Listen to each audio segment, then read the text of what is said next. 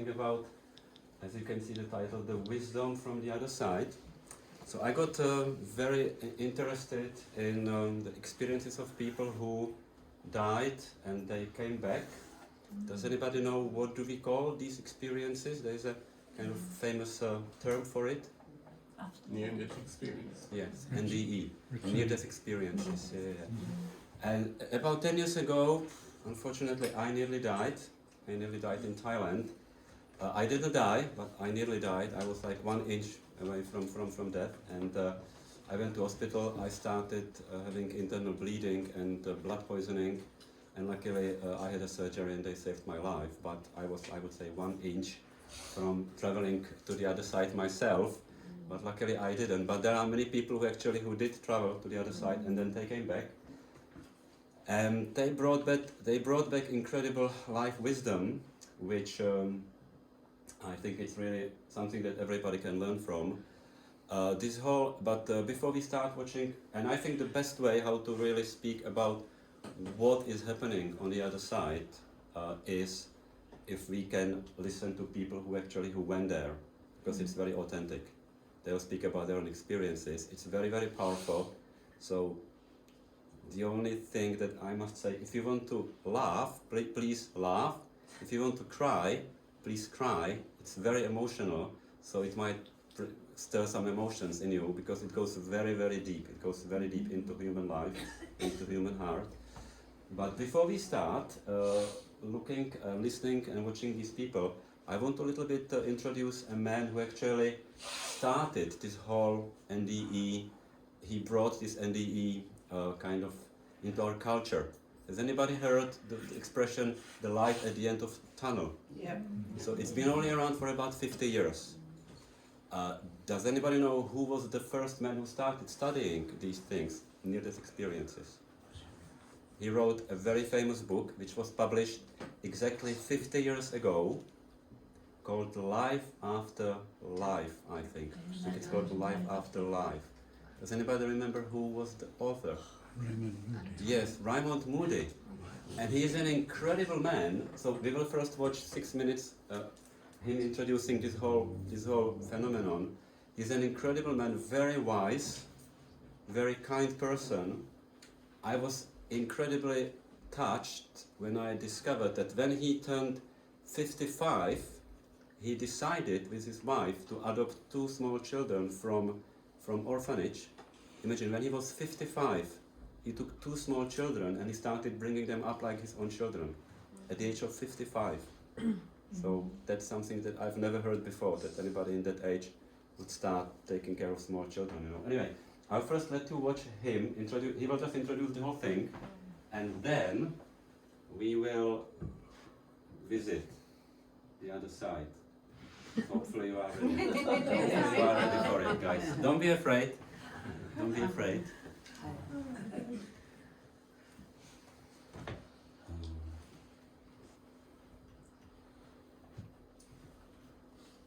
By the way, Raymond Moody now, he's in his 80s, and he's still going around the world, and he's still lecturing and talking to people. So he's quite an incredible person, I would say. And because we are in a house where all the religions meet, don't be scared when you will see where he was invited to talk, you know.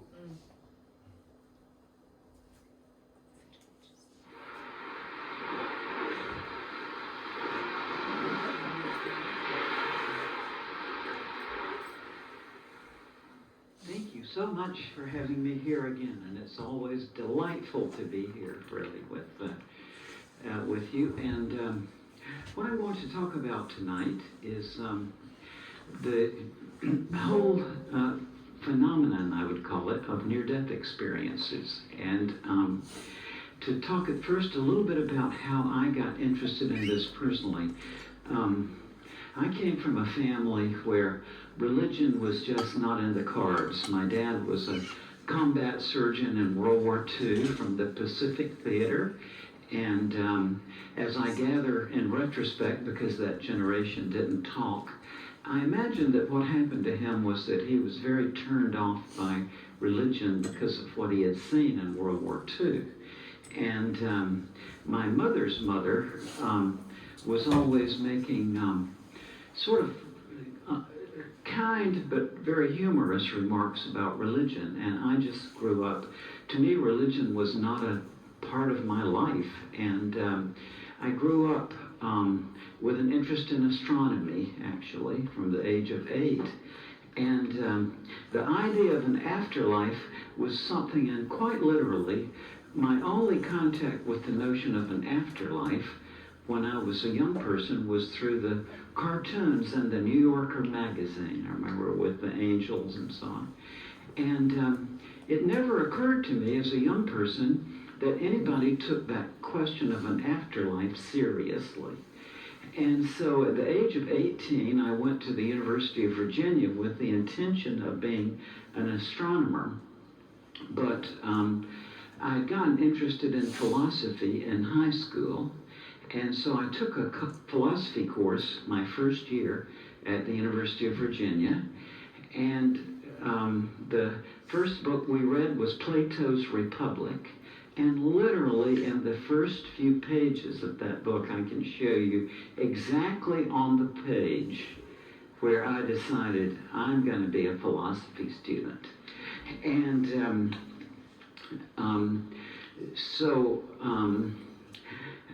Plato was the very first person I ever knew who took this notion of an afterlife seriously. To me, I thought it was a joke. And yet, in reading the first few pages of the Republic, I realized that this man, who even to this day is my hero, took this question seriously. And that woke me up to the importance of it. And you may remember, if you read the Republic, that it closes with a story of a warrior who was believed dead on the battlefield, but spontaneously revived during his funeral and talked about going into another realm. And I was so fascinated by that. And so I talked with my professor, Lewis Hammond, about this, and he told me that, yeah, not only Plato, but many of these early Greek philosophers were fascinated by these stories of people who were believed dead and revived. So that was my introduction to it. It never occurred to me that this might be something that pertained to then 20th century America. I just assumed it was a Greek thing. But in 1965, I met at the University of Virginia Professor George Ritchie, who was a psychiatry professor, who had had an amazing experience when he had been pronounced dead some years before. And when I heard Dr. Ritchie talk about this in 1965, I knew one thing, and that was that whatever this was, it was real to Dr. Ritchie. In other words, it never occurred to me at all that he was being insincere. He was, to this day, George was the finest human being I ever knew in my life. So from that point on, I took it seriously as something more than just an ancient Greek story. Went on to get my PhD in philosophy and then taught philosophy for 3 years in a university, and then went on to medical school and became a psychiatrist. And throughout that process, I have had the great privilege and honor of talking with literally thousands of people from all over the world who came to the brink of death and who had an experience on the verge of death that totally changed their lives. Throughout this process, I must admit, I knew that these people were sincere, but the idea that we would ever know for sure whether there is or isn't an afterlife, to me just was not very realistic. I never suspected when I was a younger person that I might reach a point in my life where I really seriously entertained the notion that it was a reality. But through a long process, I've now come to the point where I do accept that, to my utter astonishment, this is a reality. By the way, I would never try to convince anybody else of that. But to me, I have really reached the point where I give up and have given up trying to account for this by any other means than to introduce the notion that, to my utter astonishment, we do seem to survive death. This was just introduction. And now the first person who came back. It's always, these people always a little bit talk about their life and what happened to them, and then they go into the depths of their experience.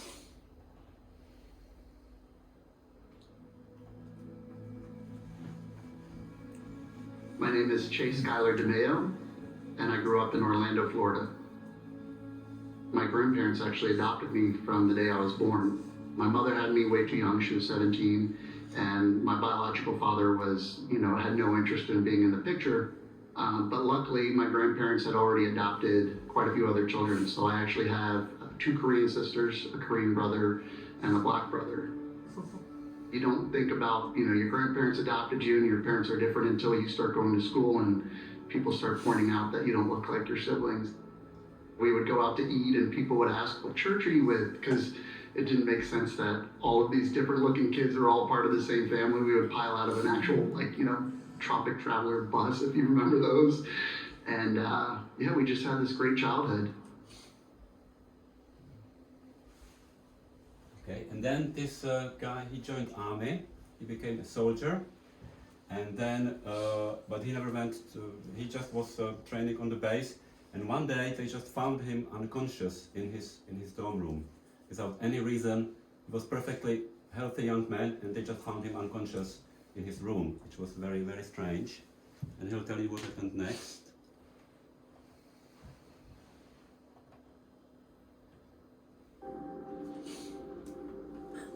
So they sent me immediately, of course, to the Langley Air Force Base Hospital, where they hooked me up to every machine possible, started doing blood work, started doing tests to figure out why I was unconscious on my, dorm room floor. And they couldn't find anything wrong. I was young and I was in the best shape of my life. There was just really no reason why I should be unconscious, right? So they, of course, looked into everything that a doctor should look into. Was he on drugs? Was he drinking? Was it something like that? And at the time, I never touched a drug, still haven't. So they just couldn't make sense of why I was unconscious. So the nurse then said, we're gonna do a couple more tests. We're gonna do a chest x-ray on you. And if we can't find anything, then we're just gonna send you back home. And just, there's really no reason for you to be here still. When she fiddled with my IV, and she walked out of the room, from that moment, everything changed. I heard the alarm start going off, and it became like something out of a movie or a TV show where the alarms are going off and my vision starts to kind of go to the left, to the right, and things get hazy, and it just didn't feel like reality. And the nurses and doctors start kind of running in. I was at the end of the hallway, in my hospital room, so they were almost running into the wall. They're running in so fast as the alarms start to blare. And I obviously, of course, knew something was really wrong. As the doctors and nurses are all starting to stand over me and work on my body, somebody sat down to the left of me and started stroking my arm, telling me everything was going to be okay. And while this alarm is going off and while people are shouting and you can hear the nervousness in their voice, I was very aware that they knew something was wrong. And then the voice to the left of me said, you're going to have air is going to travel up your arm. It's going to be really painful, but everything's going to be okay. The pain that started to come up my arm, the best way I can really describe it is like a silver bullet, just a giant bullet. It felt like something 5-10 times too large in that vein. It was so painful that you could almost feel every kind of centimeter or inch of it traveling up. I mean, it really was like a train headed towards, my heart. And I remember my right leg kind of kicking up in the air while those nurses and doctors were above me, just kind of like a natural reaction or reflex to this pain traveling up the arm. But the calm voice to the left of me was so assured and petting my arm. And at the time, you're a military guy, the thought of having a guy kind of stroke my arm, probably if you would have asked me then, was like, I don't want a guy stroking my arm, what are you doing, But it was so calm and reassuring to have somebody to the left of me just saying, it's going to be fine, it's going to be okay. It's such a weird feeling to feel so calm while you're experiencing so much pain, which is really confusing. And while nurses and doctors are shouting at each other, I could so vividly hear the voice to my left was so calm. Finally, after trying to continually look over to my left, I finally did. And not only was there nobody to the left of me, but I saw the screen completely flatline. In that moment, as I saw myself flatlining, I started traveling upwards. The best way I can describe it, and I get goosebumps every time I talk about it, it just felt like everything started to free up in my body. It felt like ice, like this really cool, beautiful feeling of my body just starting to release and kind of pour out of my chest, almost like a shooting a tunnel out of my chest of light. It was the best feeling I think I could ever experience. It was like this beautiful, blissful, just this feeling of love surrounding my body. I could have experienced that feeling a million times over, and there's just no way to describe it.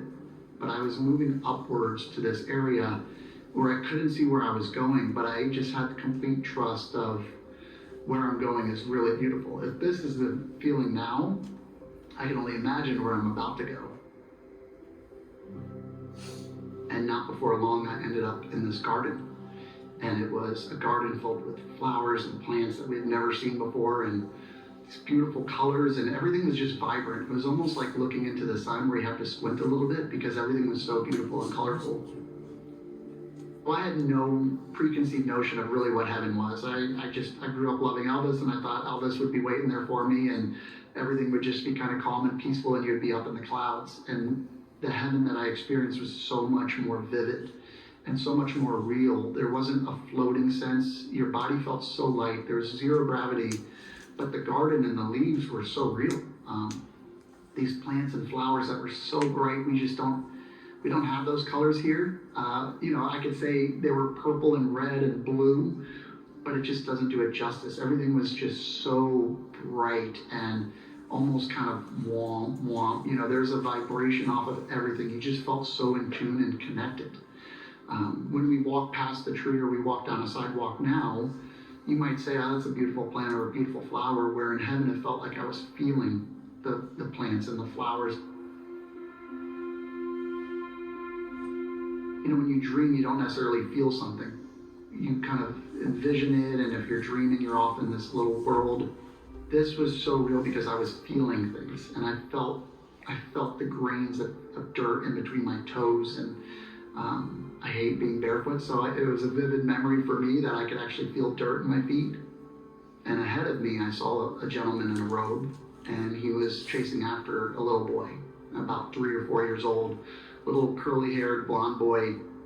The little boy was kind of running ahead, looking back. He was being cheeky, and as I see the boy running, I'm just watching this beautiful interaction, almost like father-son. And I watched this little boy just so happy and so purely enjoying his life. And until I got close, then you kind of look down and go, oh my gosh, that's me. I forgot I had blonde curly hair, and I used to be that happy, and I used to just laugh all the time and smile constantly as a kid growing up. No matter what was going on around me, it was always I was always a happy kid. And I think I had forgotten that by that time. By the time I was 19, I was taking life so seriously. I was so worried about career and military and all these things that I had so forgotten about being that happy little kid. And so that was a beautiful reminder of how I used to be. As I see the man turn to me, I immediately knew it was Jesus. And I should say too, Jesus didn't look like what I would have thought he would have looked like, but I was so certain it was him. He had short brown hair, piercing green eyes, and the biggest grin possible. But growing up, you see a man with long blonde hair a lot of times, and really skinny, and this man was just a healthy, peaceful man in a robe. But as sure as you're sure of what your left hand and your right hand is, and you look in the mirror and you know it's you, I knew it was Jesus.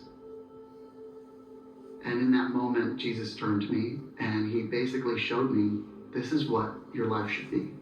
Spreading light, love, and laughter. Almost like a sense of a reminder that you've been here and you already know this. Like you have forgotten it, but you've always known about the joys in life, about finding any reason to make yourself smile throughout the day. And this reminder that you're taking life way too seriously. At that time in the Air Force, I really thought my life was over. Everything that I had trained for and hoped for and envisioned for my life was done. And that conversation alone was enough for me to say, okay, I'm focusing on all the wrong stuff here. I'm focusing on a career, I'm focused on money, I'm focused on making sure I can make a car payment, when really none of that at the end of the day matters. It's feeling fulfilled and feeling like I have given back to the world of making people smile. And it was such a good lesson of, this is what life is supposed to be forever. You're supposed to always find joy and laughter and happiness. And we stood there for quite a while, and time stands still. I couldn't say if it was 5 minutes, I couldn't say if it was 5 hours. It was this amount of time for me to get so much knowledge that I felt like I already knew. But it was such a friendly relationship that felt like I had spent so much time with him in the past. And before I knew it, he kind of joked and smiled and said, you have to go back. And I didn't argue. I said, yeah, I know. And it was such a reminder that I have been here multiple times. Maybe not as dramatic as a near-death experience or being flatlined, but I have been there so many times that it was just a kind of, better, you can't stick around here too long, you've got to go back. And I said, okay, I understand. And it was just this very playful, friendly thing, just like you're saying goodbye to a friend. You know that you've seen him before and you're going to see him again. So you're just saying bye for now. And it was very peaceful. There was no part of my body that said I wanted to stay. It was just like, spending time with a friend, and you've got to go back to your house before you go back home again, and it just felt like it was so understood that I had a lot more to do. And before I knew it, I was back in my body in a different city, off base. So the Air Force during that time had sent me off base to Hampton, Virginia, to a different hospital for me to be pronounced dead. And I woke up and I started opening my eyes, and of course at that time, when you have the best dream, you think it's a dream, and you kind of close your eyes to go back, and you open your eyes again, like that, I can't go back right now. And my eyes were open and my body felt completely normal. I had no pain in my chest. Obviously the confusion had set in of, I'm not in the same room I died in, and the people walking past the hallway are not in military uniforms, so it was very clear that I wasn't on base anymore. Before long, a nurse had peeked in, and I said hello, and she looked frazzled, and she said, I'm going to go get a doctor, and took off and ran away. And a doctor came back in and said, I don't know what to tell you, but we're going to send you back to the Air Force, and they can do what they want with you. And that was it. I got a chance to call a friend and got on the phone with them and said, I just died. Can you come pick me up from the hospital? And they said, of course. And we did what every person who would die and come back does, and we went to Chick-fil-A because I was starving. I guess death made me very hungry, and we went to Chick-fil-A, and I said I'd really like to get out of town for a couple of days. I was really just confused, and I didn't want to go back and sit in the same dorm room that I was in, and we went to Washington, D.C. for a couple of days. Okay. He also got a present there from Jesus, but this was present that he was supposed to give to other people. Can anybody guess what present he got? I think it's difficult. He got a gift of healing. So now actually he can heal other people. They go to many, he can help, he can heal other people. So there'll be one more lady this time who will be talking about her experience when she died, what she saw there. But I thought maybe we could listen for 5 more minutes to Dr. Moody about actually what is the main lesson, that the people who died actually learn when they are coming back from because he has been talking to literally thousands of people who had this experience. So what does he say about this? What is the lesson they learned there? What is so intriguing is that almost always it's the same reason. Well, in one way it always is the same reason. Namely, they say they come back for somebody else. But most typically is that they say that they have young children left to raise. So they come back to, thank you, to raise their children. Now, when they do get back, it gets very interesting because I didn't learn much in psychiatry, actually. I mean, and about from my psychiatry training, except a very small number of things. One, I learned for sure, I learned what normal is. And I can tell you exactly what normal is. Normal is somebody you don't know very well, right? And that's one thing I learned. But another thing I learned was that everybody seems to be chasing something. That was so startling to me when I began to do psychotherapy work, for example. And I told my supervisor, John Buckman, that it's like amazing to me that everybody's chasing something. Because honestly, in my ignorance, I honestly thought I wasn't chasing anything. And I thought some people chase power, which I could tell was such an illusion, or some people chased fame, which is so not just an illusion, but a scary illusion. And some people chased money, which I wish I'd chased more money now. To kids, you know, at this age, but I never did chase money. Not that I disdained it, but I just found my work was more interesting than money. But I was sort of going on like this to John, and he looked at me and he said, "Raymond, how old were you when you finished your second doctoral degree?" And I said, 30. And he said, well, and I realized at that point, yeah, I was chasing knowledge, right? And still am. But what it was so startling to me when I began to hear all these patients who were chasing things, and then I got to reflecting on all the people with near-death experiences that I had interviewed, and what I saw was that whatever they had been chasing, money or power or fame or any of these other things, that when they came back from this experience, that what they all said unanimously was that what this life is all about is primarily, first and foremost, to learn to love, because that's what everybody saw in this panorama, that the things that were most satisfying about this life was the instances in which they had been learning to love. And then, secondly, and almost like as a little grace note, that people would also mention that in this panorama, where there would be scenes in which they had been learning something, that this presence they were in would sort of focus in on these things in a positive way. And one thought that often came out of this, none of this was in words, but then later people would try to put it into words, was that in effect they felt that this presence was, to try to translate it, saying something like, even when you die, this process of learning goes on. And this George Ritchie that I mentioned said to me one time, he said, Raymond, I gather from my experience, he said, that the quest for knowledge goes on quite literally, he said, for eternity, that it never stops, which is very satisfying to me personally.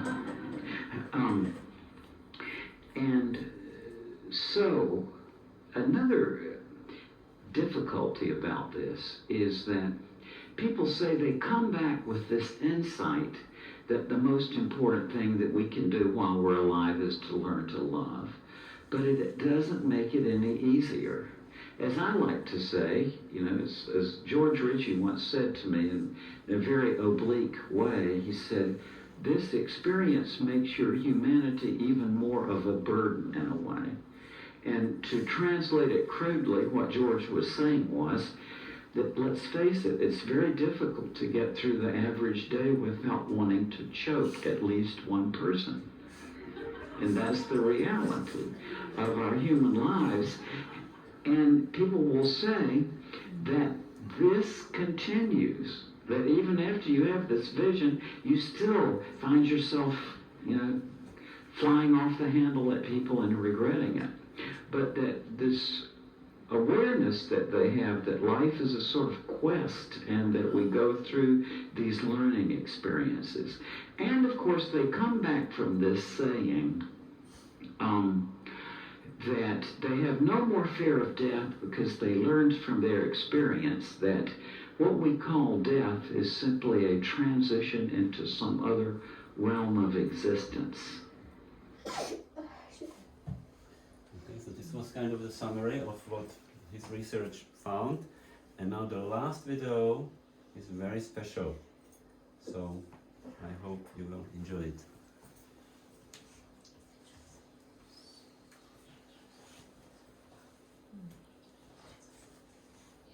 There are two parts of this last video.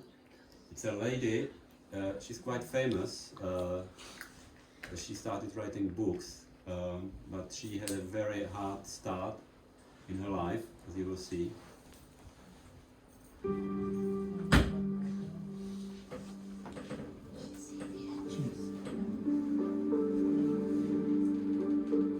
My name is Lorna Byrne and I'm from Ireland. I was born in Dublin and I spent my young life there, maybe till about 7, and then we moved to Ballymun, and I loved it there too. It kind of brought out into the countryside. We were very, very poor. Food was short. Most of the time it was maybe bread and jam. I remember my parents struggling, for clothes for us children, never mind themselves. And what would I say? I wasn't getting enough, and I started to break out in all sores. I was malnutritioned in that way. So things were really, really hard. One time I went to stay with my aunt, and even to this day I remember this,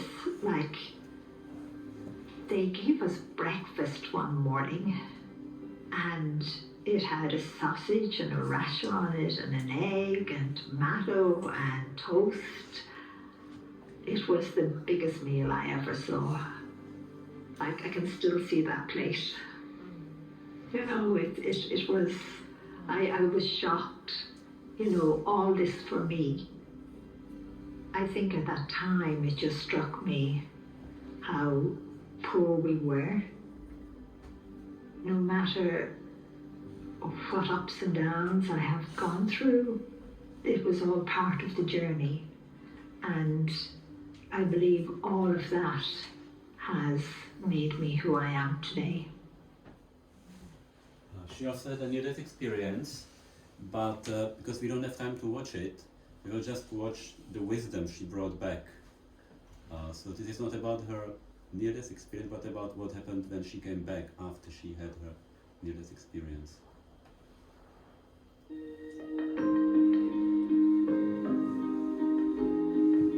I met this beautiful young man, and his name was Joe, and we fell in love. One thing I always remember before we got married, I was sitting in the car with him, and the angels were telling me I should tell him. And I was very scared of telling Joe I could see angels physically. But I did what I was told. I just said to him, by the way, I see angels physically, and I always remember he looks at me and he says, only priests and nuns have spiritual experiences. And he just gives me a peck on the cheek, and I get out of the car, and I just said to the angels, I said to God, he's gone. You know, you were wrong in that way. But of course he wasn't, and we got married and lived in the little cottage in Maynooth, and had 4 children. Joe's health started to go downhill. Eventually he had heart surgery, triple bypass, he had strokes, diabetes. But I always remember getting into bed.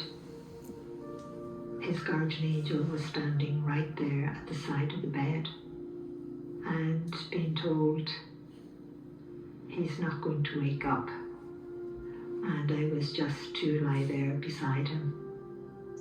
I got on the phone and I dialed the emergency number and I said what was happening.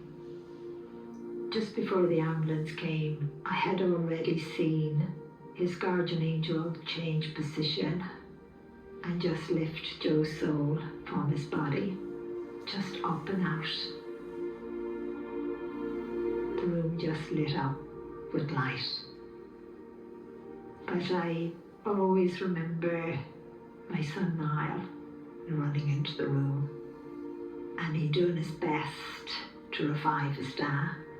And I wanted to tell him, your dad's gone. You can't revive him. But I couldn't. I just couldn't do that. That was really, really hard for all my family, for my children.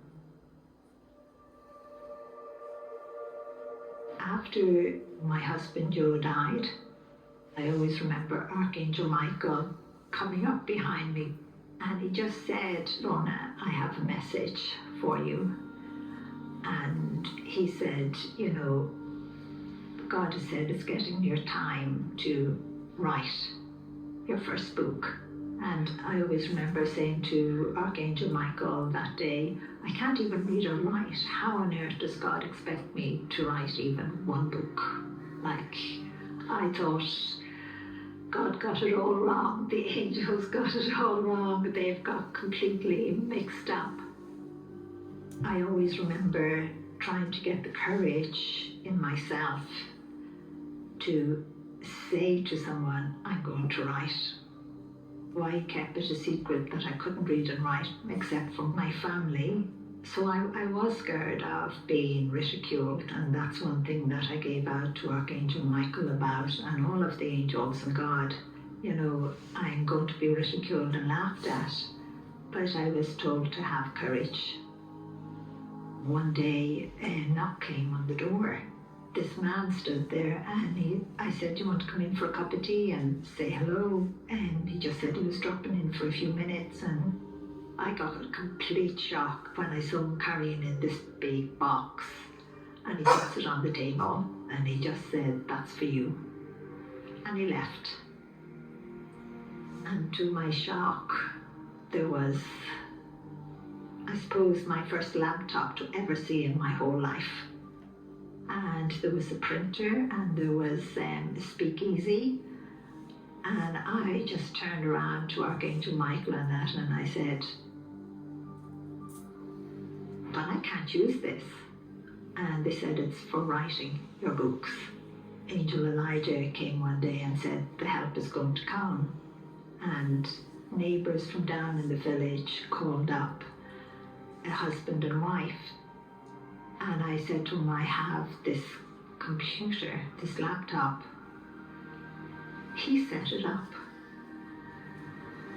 And I told him I was dyslexic, I can't read or write. And he said, don't worry, I'll show you that you only have to press 1, 2, 3 buttons. So that's how Angels in My Hair started.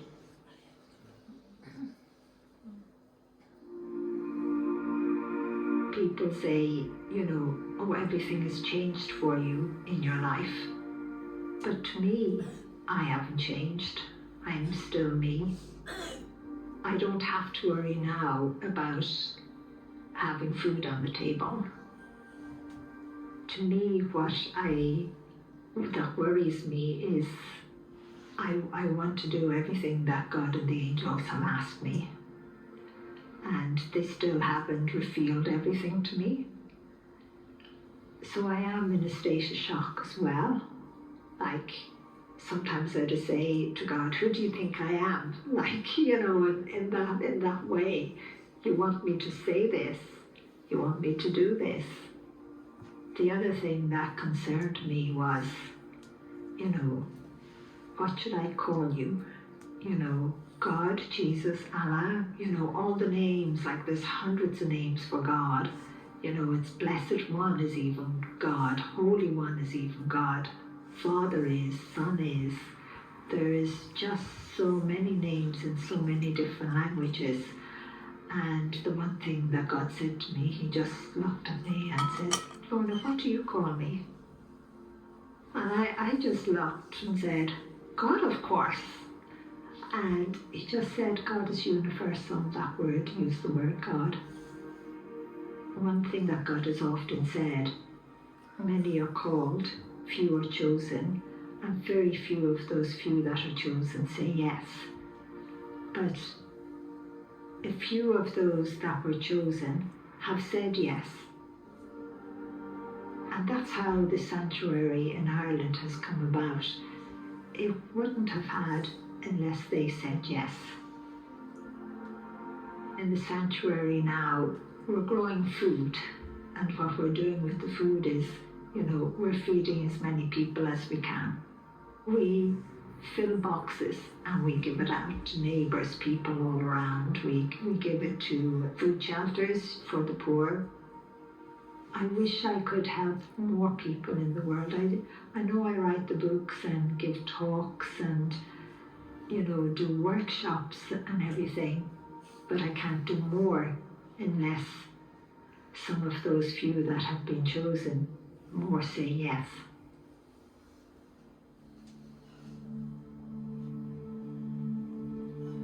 I'm always being asked about prayer. And one thing I would say about prayer is that it's very powerful. And I would often use the expression, it can move mountains, it can change the world if everyone would pray a little bit more. And not just for yourself or your family, but for the stranger, for someone you don't know. And lots of people would say, but how do I pray? We're praying now because we're talking of God and the angels. We're talking about mankind, about love and compassion. We're talking about our own soul. So we're actually in prayer. And to me, prayer is simple.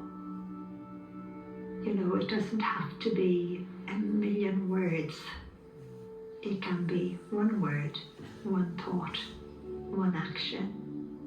So if you want to stand on your head and pray and dance or swing, or you want to swim, and that's your prayer of life. And you're putting that light and that hope of prayer coming from your soul out into the world. And it all connecting, all of it. We all need to give the world, this human world and every human being, hope. Because, hope gives us life. Hope gives us purpose. Hope gives us, the dream. Hope helps us, to take that next step down the road. So if we would all give more hope and more love, we could change this world overnight. I know we could. I see so much good. So much good. We've a lot of negative, bad things, but the love and the good outweighs that by 1,000,000 times.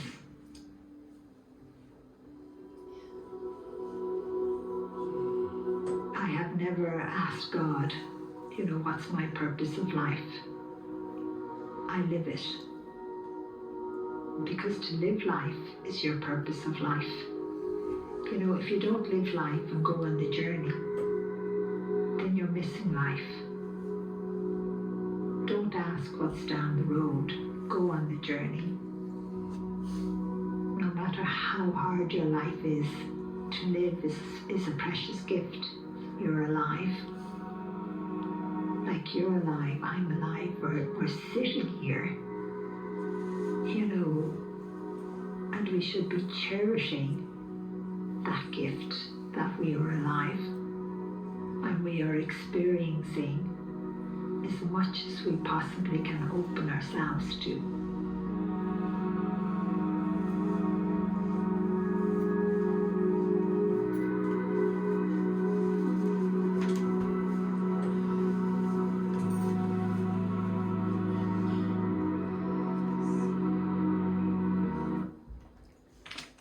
Okay, so that's the second video.